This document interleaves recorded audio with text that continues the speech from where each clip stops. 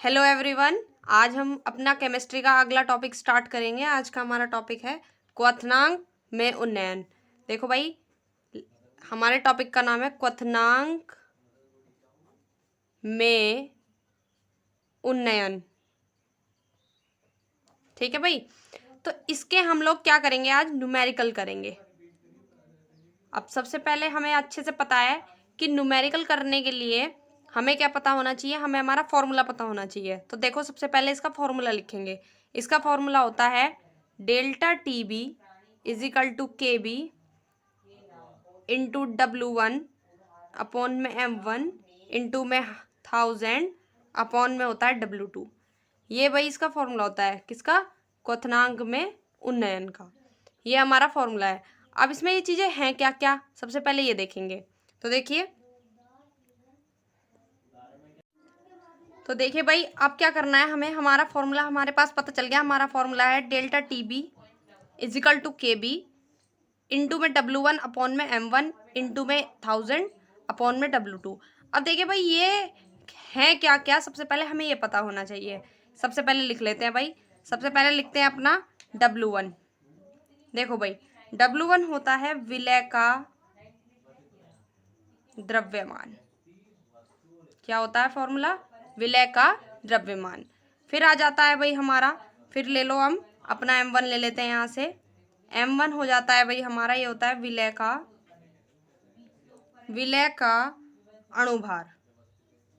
ठीक, उसके बाद हो जाता है हमारा W2। ये होता है हमारा विलायक का द्रव्यमान। क्या होता है भाई, ये विलायक का द्रव्यमान। ठीक, उसके बाद भाई देखो, ये भी पता चल गया, ये भी ले लिया हमने और ये भी ले लिया। अब 1000 तो हमारा इतना ही रहेगा। अब हमारे पास बचा ये डेल्टा टी बी क्या है और ये हमारा के बी क्या है। तो लिखते हैं भाई, देखो ये होता है हमारा डेल्टा टी बी, जो होता है ये होता है हमारा डेल्टा टी बी बराबर होता है, ये होता है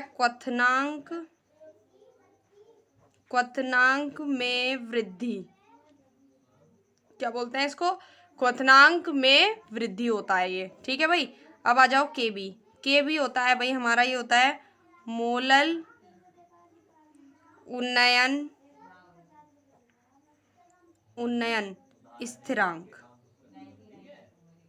देखो भाई, अब हमें अपनी सारी वैल्यूज का पता चल गया। हमारी सारी वैल्यूज क्या क्या हैं, हमारी पहली वैल्यू है W1। W1 का मतलब है विलय का द्रव्यमान।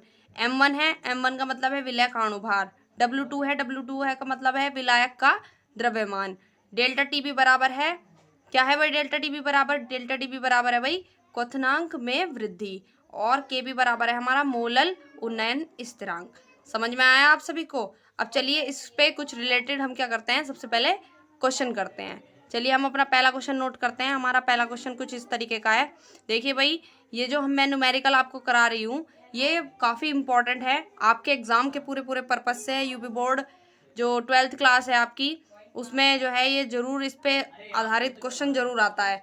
तो आप ध्यान से समझिए इन क्वेश्चंस को। जैसे पहला क्वेश्चन में लिख रही हूँ, जल का मोलल उन्नयन स्थिरांक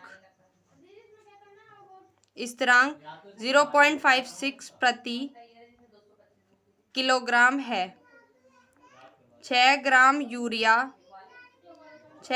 यूरिया को 200 ग्राम जल में विलीन कर बने घोल के क्वथनांक की गणना करो। भाई ये क्वेश्चन हमारा ये दे दिया है हमें। हमारा क्वेश्चन क्या है भाई, हमारा क्वेश्चन ये है जल का मोलल उन्नयन स्थिरांक। अब देखिए, मैंने आपको क्वेश्चन अपने फॉर्मूले में ही बता दिया था कि मोलल उन्नयन स्थिरांक ये होता है हमारा, क्या होता है, के बी। सबसे पहले मुझे दे रखा है के बी दे दिया मुझे 0.56 प्रति केजी। ठीक है भाई, उसके बाद 6 ग्राम यूरिया। मैंने आपको इस चैप्टर के जब न्यूमेरिकल मैंने स्टार्ट ही कराए थे तो भी मैंने बता दिया था कि अगर हमें क्वेश्चंस में न्यूमेरिकल में कुछ ध्यान देना है तो सबसे पहले विलय और विलायक का ध्यान देना है कि कौन सा इसमें विलय है और कौन सा इसमें विलायक है। तो देखिए भाई, क्या है इसमें, 6 ग्राम यूरिया को 200 ग्राम जल में विलीन कर दिया। तो देखिए विलय, विलय क्या है हमारा, विलय है यूरिया, ठीक है भाई। और वो भी कितना लिया उनने, 6 ग्राम, ठीक है। 200 ग्राम जल में उसने घोल दिया, विलीन करने का मतलब है 200 ग्राम जल में उसने उसको घोल दिया, यानी कि विलायक हमें पता चल गया, विलायक है हमारा जल, ठीक। और जल भी कितना दे दिया उसने, 200 ग्राम। अब देखिए हमने अपने पुराने क्वेश्चंस में भी पता है हमें कि यूरिया का अणुभार कितना होता है। यूरिया का जो अणुभार होता है, यूरिया का अणुभार लिख लो भाई इसके आगे, अणुभार वैसे तो वो 60 होता है, ठीक है भाई। चाहे तो आप किसी भी, अब हम चाहे तो अगर आपको इसमें कन्फ्यूजन है फॉर्मूले में तो उसको सॉल्व भी कर सकते हैं, अदरवाइज ज़्यादा कोई टफ नहीं है निकालना। फॉर्मूला होता है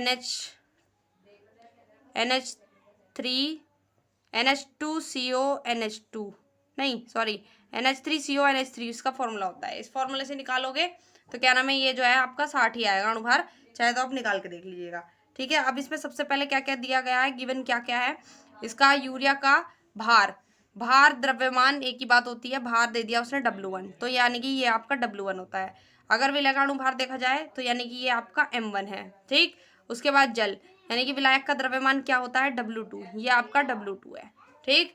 अब आपको क्या बचा क्वेश्चन में, उसने कहा विलीन कर घोल के क्वथनांक की गणना करनी है। घोल, घोल का मतलब यह है कि जो क्वथनांक है हमारा, जो घोल पूरा बना है उसकी गणना करनी है, यानी कि जाहिर सी बात है एक चीज बची तो आपको फाइंड करना है, डेल्टा टीबी आपको फाइंड करना है, ठीक है भाई।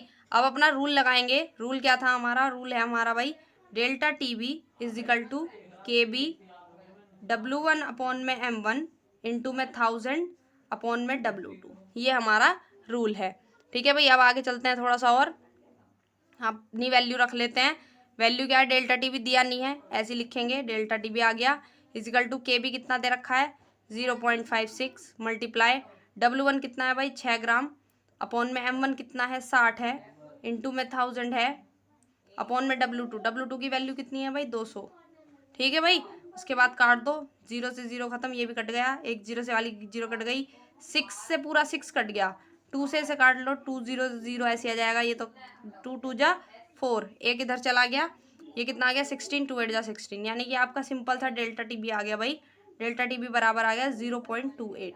अब देखिए भाई ये तो हमने सॉल्यूशन कर दिया, ये हमारा आ गया, ठीक है। लेकिन इसमें थोड़ी सी एक छोटी सी बात इतनी समझिए कि क्वथनांक जो हमने ये लिखा है क्वथनांक, क्वथनांक का मतलब होता है बॉइलिंग पॉइंट, क्या होता है भाई, बॉइलिंग पॉइंट होता है। तो आपको अच्छे से पता होगा कि कोई भी जब पानी को उबाला जाता है तो वो हमेशा 100 डिग्री सेल्सियस पे उबाला जाता है, ठीक है भाई। तो जब भी इसको डेल्टा टीबी को लिखेंगे तो वो ऐसे नहीं लिखेंगे, उसको 100 में प्लस करके लिखेंगे, मतलब जिसका जो फाइनल आंसर बनेगा वो इस तरीके से बनेगा, delta TB is equal to क्या हो जाएगा 100 प्लस 0.28 डिग्री सेल्सियस। जब इसको ऐड कर लोगे तो ये हो जाएगा delta TB is equal to कितना हो जाएगा भाई 100.28 डिग्री सेल्सियस, यही आपका फाइनल आंसर है। आई होप कि समझ में आया होगा। अब चलते हैं अपने अगले क्वेश्चन की तरफ, भाई चलते हैं अपने सेकंड क्वेश्चन की तरफ। हमारा सेकंड क्वेश्चन है भाई ग्लूकोज के एक विलयन जिसमें 12 ग्राम ग्लूकोज यानी कि उसका अणुभार दे दिया 180 को 100 ग्राम जल में घुला है। सबसे पहले क्वेश्चन में हमें सबसे पहले क्या पता चल गया, कोई ग्लूकोज है वो 12 ग्राम है जो 100 ग्राम जल के अंदर क्या है भाई घुला हुआ है।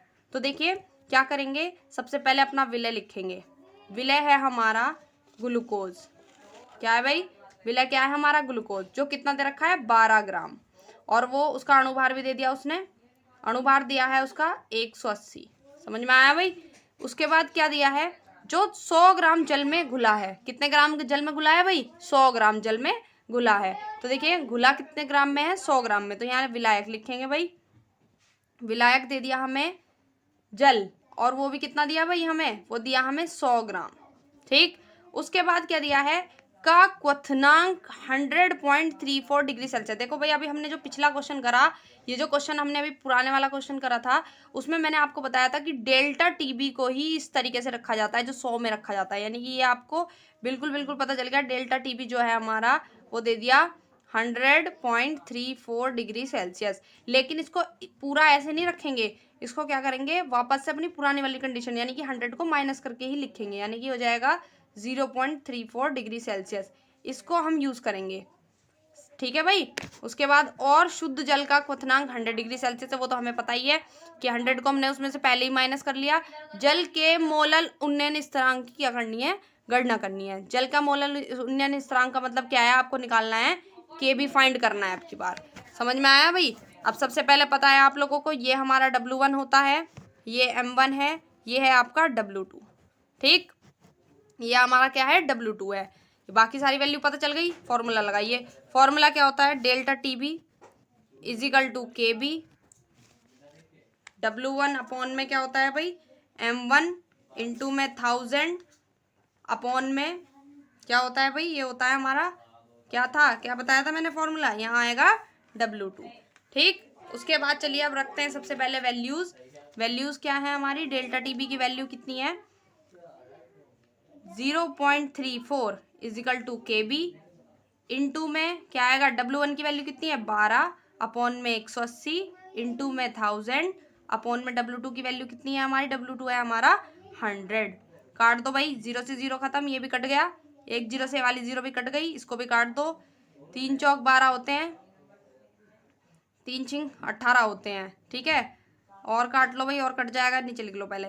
0.34 इजिकल टू KB। ठीक, मल्टीप्लाई में 4 अपॉन में 6, 2 दूना 4, 2 तियां 6। तो ये हो गया हमारा, इसको आगे कर लो भाई, देखो कि ये आ गया हमारा 0.34 इजिकल टू KB। ये हो जाएगा 2KB, लिख दो अपॉन में 3 की मल्टीप्लाई इधर कर देंगे तो ये हो जाएगा 2KB इजिकल टू 0.34 मल्टीप्लाई में 3। ठीक है, KB खाली बाहर निकालोगे, अगर आप क्या करोगे, KB को बाहर निकालोगे तो क्या हो जाएगा, 0.34 मल्टीप्लाई में 3 अपॉन में क्या आ जाएगा, 2। समझ में आया, काट लो इसे, 0 की 0.2 ही कम 2, 2 सत्ते 14। अब देखिए, आपको भी अच्छे से पता है, यह आ गया आपका KB इजिकल टू 0.17 मल्टीप्लाई में आ गया 3। 17 तिया कितने होते हैं भाई, 51, यानी कि 0 पॉइंट ऐसी रहेगा, 0.51। यही आपका आंसर है। आई होप समझ में आया होगा आपको। अब चलते हैं अपने अगले क्वेश्चन की तरफ।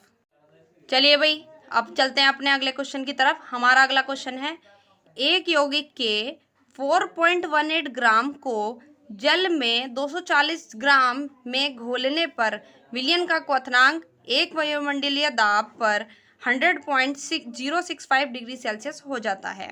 इस यौगिक का अणुभार ज्ञात करो।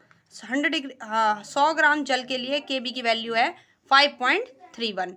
अब क्या चीज गिवन है, सबसे पहले गिवन लिखेंगे। जैसे कि मैंने आपको बताया कि क्वेश्चन स्टार्ट करने से पहले सबसे पहले हमें उसके बारे में ये पता होना चाहिए कि उस क्वेश्चन में हमें क्या क्या गिवन किया है। अब देखिए, एक यौगिक है, कोई भी यौगिक है, हमें नहीं पता वो क्या है, यानी कि विलय कोई यौगिक है। क्या है भाई, विलय कोई यौगिक है जो कि है 4.18 ग्राम है। ठीक, को जल में, विलायक पता चल गया हमें, विलायक दे दिया उसने, क्या दिया भाई, विलायक दे दिया हमें जल कितना दे दिया, 240 ग्राम में घोलने पर विलयन का क्वथनांक एक वायुमंडलीय दाब पर इतना डिग्री सेल्सियस हो जाता है। क्वथनांक दे दिया डेल्टा TB। अब तो आपको पहचान हो ही गई होगी कि जो चीज़ 100 से स्टार्ट होगी वो हमेशा डेल्टा TB ही होगा। अब उसको सिंपल तरीके से निकालोगे तो ये 0 ले लेंगे हम, 0.065 हमारा डिग्री सेल्सियस हमारा डेल्टा TB की वैल्यू हो गई। उसके बाद हो जाता है, इस यौगिक का अणुभार निकालिए। अब आपको अच्छे से पता है, क्वेश्चन में सिर्फ एक ही चीज़ का अणुभार होता है और वो होता है विलय का, इसका अणुभार, यानी कि इसका अणुभार आपको फाइंड करना है, अणुभार ये निकालना है। ठीक है भाई, KB आपको दे ही रखा है 5.31। अब सबसे पहले वैल्यूज, ये W1 होता है आप लोगों का, ये M1 आपको फाइंड करना है, ये हमारा W2 होता है। लगाइए फॉर्मूला होता है delta TB is equal to KB multiply में W1 अपॉन में M1 इंटू में 1000 अपॉन में क्या हो जाएगा, W2।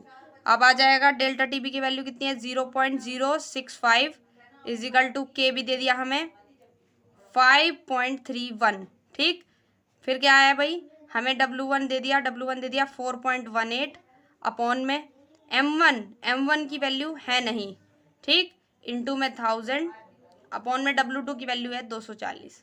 एक 0 से एक 0 काट दी हमने, और काट लीजिए क्या कर सकते हैं हम, इस पॉइंट को हटा के यहाँ 100 बना दिया मैंने, ठीक है। इस जीरो से पूरी 2 जीरो मैंने काट दी। अब मेरे पास क्या क्या बचा, मेरे पास बचा 0.065 इज इक्वल टू 5.31 इंटू में 418 अपॉन में M1 इंटू में 24, ठीक है भाई।